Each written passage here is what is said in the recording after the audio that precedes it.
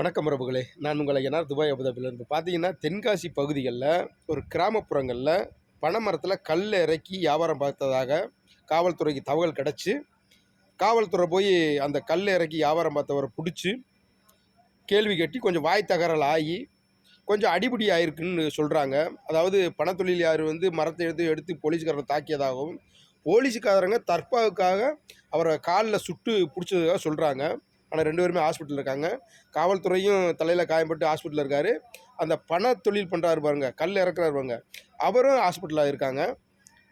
2 காலில் 2 சுடு சுட்டிருக்காங்கன்னு சொல்கிறாங்க. 2 குண்டு பாய்ந்ததாக. உண்மையிலே ரொம்ப வருத்தமாக இருக்குது. ஏன்னா கேரளாவில் எடுத்துக்கோங்க, கல் இறக்கி வியாபாரம் பார்க்குறாங்க.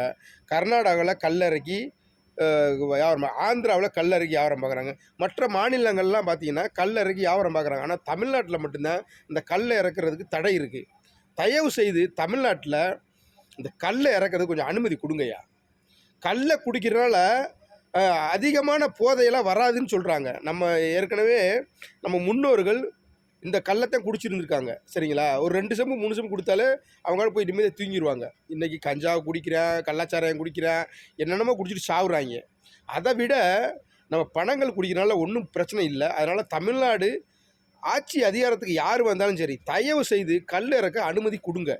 தென்னை மரத்துலேயும் தென்னம்பால் இறத்து வியாபாரம் பண்ண கொடுங்க. அரசாங்கமே ஒவ்வொரு பகுதிகளையும் ஒரு டெண்டர் கொடுங்க.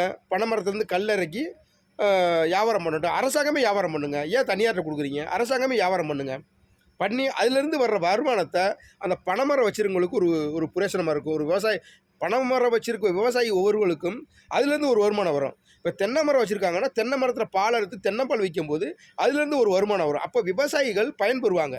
இந்த மாதிரி திட்டத்தை கொஞ்சம் கொண்டு வாங்கய்யா, தயவு செய்து. ஏன்னா காவல்துறை கட்டுப்பாடுகளுக்கு அரசாங்கம் என்ன சொல்லுதோ அதை செய்கிறாங்க. அவங்க தடுக்க வேண்டிய பொறுப்பில் தான் அவங்க இருக்காங்க. கல் இறக்க தடை இருக்குது. அதை மீறி கல் இறக்குனாங்கன்னா போலீஸ் போய் கேட்பாங்க. அவங்க ரூல்ஸ் என்னமோ அதை செய்வாங்க. அதானே நியாயம். ஆகையினால் உறவுகளே, தயவு செய்து காவல்துறையோட சண்டை போடாதீங்க. பேச்சுவார்த்தை பண்ணி சுகமான வேலையை பாருங்கள். நீங்கள் காவல்துறையை தாக்குறது, காவல்துறை உங்களை தாக்குறது, அப்புறம் அவங்க துப்பாக்கி எடுத்து சுடுறது தேவையில்லைங்க உறவுகளே, தேவையில்லை. மனசுக்கு ரொம்ப சங்கடமாக இருந்துச்சு.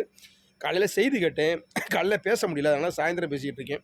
உண்மையிலே தமிழ்நாட்டில் இருக்க அனைத்து உறவுகளும் கொஞ்சம் சிந்திச்சு பாருங்கள். தமிழ்நாட்டில் என்ன தேவை? கள்ளச்சாராயம் குடிச்சிட்டு சாவுறான்.